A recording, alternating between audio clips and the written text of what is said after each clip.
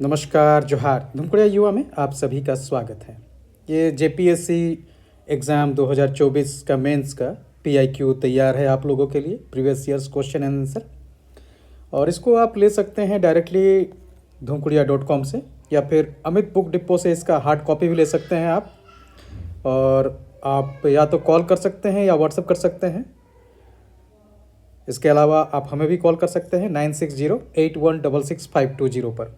इसमें क्वेश्चन और आंसर ये दोनों आपको अवेलेबल हैं। ऑब्जेक्टिव के भी आंसर दिए गए हैं, तो आप दोनों चीज़ें जो है इसमें देख सकते हैं। इंडेक्स भी आपको तैयार कर दिया गया है। तो आज हम लोग जो है पीआईक्यू देखेंगे, 2024 का पीआईक्यू आखिर क्या उसके आंसर है। तो क्वेश्चन के साथ देखते हैं। क्वेश्चन भी इसमें अवेलेबल करा दिया गया है आपको, और साथ ही साथ आपका मेंस का आंसर भी है। तो इसको आप धुमकुड़िया के साइट से या फिर अमित बुक से ले सकते हैं। तो आइए देखते हैं हम लोग पीआईक्यू। पहला सवाल है इसमें, भारत संविधान के किस अनुच्छेद में 14 वर्ष से कम आयु के बच्चों को कारखानों और खदानों में कार्य करने का प्रतिबंध किया गया है? तो ये आपका अनुच्छेद 24। उसके बाद दूसरा सवाल, मूल भारतीय संविधान में कितने भाग, अनुच्छेद, अनुसूचियां सम्मिलित की गई थी? तो इसका ए होगा 22 भाग, 395 अनुच्छेद और 8 अनुसूचियां। तीसरा, भारतीय संविधान की किस अनुसूची में राज्यों, केंद्र शासित प्रदेशों में राज्यसभा की सीटों का आवंटन किया जाता है? तो इसके तहत जो है राज्यसभा की सीटों का आवंटन किस अनुसूची के तहत किया जाता है? तो इसका आंसर आपका होगा चौथी अनुसूची, 4th शेड्यूल। चौथा है सवाल आपका कि संघ और राज्यों के लेखों के संधारण के प्रपत्रों का निर्धारण राष्ट्रपति किसकी मंत्रणा से करता है? जो आपके accounts of union and states हैं वो किसके आदेश पर, किसके डिसीजन पर जो है वो निर्धारित किया जाता है? राष्ट्रपति द्वारा। किससे कंसल्ट करके राष्ट्रपति उसको निर्धारित करते हैं? तो इसका आंसर आपका होगा कैग, नियंत्रक और महालेखा परीक्षक। आगे, लोक प्रतिनिधित्व अधिनियम 1951 की किस धारा के तहत भारत का निर्वाचन आयोग राजनीतिक दलों का पंजीकरण करता है? तो ये आपका जो पंजीकरण करता है ये 29A के तहत करता है। The president of India can establish inter state council under which article of the constitutions? अंतर्राज्य परिषद के गठन किस अनुच्छेद के तहत किया जाता है? तो इसका आंसर आपका होगा 263 बी। भारतीय संविधान में 42वां संविधान संशोधन अधिनियम 1976 किसकी सिफारिश पर किया गया था? तो 7वें नंबर का जो आंसर है वो है स्वर्ण सिंह समिति, ये तो आपको पता ही होगा। 8वां नंबर सवाल है, अप्रत्याशित व्ययों की पूर्ति के लिए आकस्मिक निधि का संचालन राज्य स्तर पर किया जाता है, किसके द्वारा?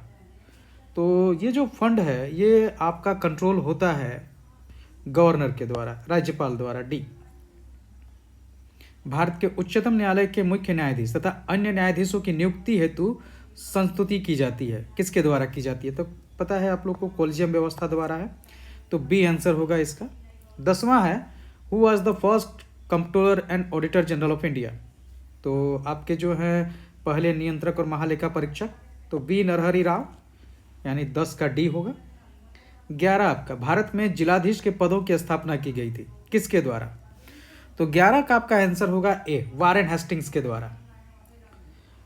12वां नंबर सवाल है कि 1973 में किसने सुझाव दिया था कि मुख्य सचिव के पद का कार्यालय भारत के सचिव के समकक्ष लाया जाना चाहिए? तो ये सुझाव जो आया था वो आया था आपका प्रशासनिक सुधार आयोग, पहले प्रशासनिक सुधार आयोग के द्वारा, ऑप्शन सी। 13 नंबर सवाल है कि लोक प्रशासन के निम्न विचारकों में किसने लोक प्रशासन व निजी प्रशासन में अंतर का उल्लेख किया है? तो ये आपका है हर्बर्ट साइमन, 13 का ए, हर्बर्ट साइमन द्वारा जो है लोक प्रशासन और निजी प्रशासन में अंतर का उल्लेख किया गया है। 14 नंबर है, जो नीति आयोग है वो किस तरह की एजेंसी है? तो 14 आपका जो है ये डी होगा, स्टाफ एजेंसी है ये। 15 नंबर, दूसरे प्रशासनिक सुधार आयोग के कौन से प्रतिवेदन ने भारत में सुशासन की बाधाओं की पहचान की? तो 15 प्रतिवेदन थे उसमें किसमें जो है सुशासन की बाधाओं की पहचान की गई है? 15 नंबर का सवाल यही है। और इसका आंसर होगा ए, नागरिक केंद्रित प्रशासन, सिटीजन सेंट्रिक एडमिनिस्ट्रेशन। 16 नंबर, निम्न में किसने लोक प्रशासन के समेकित इंटीग्रल व्यू, समेकित दृष्टिकोण का समर्थन किया था?